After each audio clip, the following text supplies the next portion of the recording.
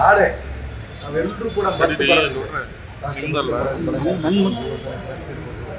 ಎಲ್ಲರೂ ಕೂಡ ಎಲ್ಲ ಸಂಘ ಸಂಸ್ಥೆಗಳು ಕೂಡ ಶಿವಮೊಗ್ಗದಲ್ಲಿ ವಕೀಲರು ಏನು ಹೋರಾಟ ಮಾಡ್ತಿದ್ದಾರೆ,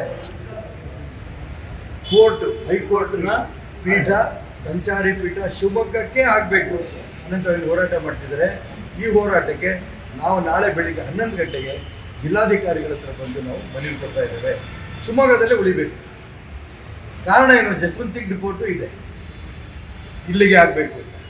ಎರಡನೇದು, ಇಲ್ಲಿ ಶಿವಮೊಗ್ಗದ ಮಾಡೋದ್ರಿಂದ ಶಿವಮೊಗ್ಗ ಹತ್ತಿರ ದಾವಣಗೆರೆ, ಶಿವಮೊಗ್ಗ ಹತ್ತಿರ ಚಿತ್ರದುರ್ಗ, ಶಿವಮೊಗ್ಗ ಹತ್ತಿರ ಚಿಕ್ಕಮಗಳೂರು ಎಲ್ಲದಕ್ಕೂ ಕೂಡ ಹತ್ತಿರ ಆಗುತ್ತೆ. ಆ ಹತ್ತಿರದ ಲೆಕ್ಕ ತಗೊಂಡಿದ್ರೆ ಮಂಗಳೂರು ಹಾಕಿದ್ರೆ ಎಲ್ಲವೂ ದೂರ ಆಗುತ್ತೆ. ಇದು ಮೊದಲನೇದು. ಎರಡನೇದು, ಮಂಗಳೂರಿನಲ್ಲಿ ಕೇಸ್ ಕಡಿಮೆ, ಕೇಸ್ ಜಾಸ್ತಿ ಇರೋದು ಶಿವಮೊಗ್ಗ, ಚಿಕ್ಕಮಗಳೂರು, ಚಿತ್ರದುರ್ಗ, ದಾವಣಗೆರೆ. ಕಡಿಮೆ ಇರೋಂಥ ಊರಿಗೆ ತಗೊಂಡೋಗಿ ಹಾಕಬೇಕು, ಜಾಸ್ತಿ ಇರೋಂಥ ಊರಿಗೆ ಹಾಕಬೇಕು. ಹಣಕಾಸು ಖರ್ಚಾದ್ರಿಂದ ಜಾಸ್ತಿ.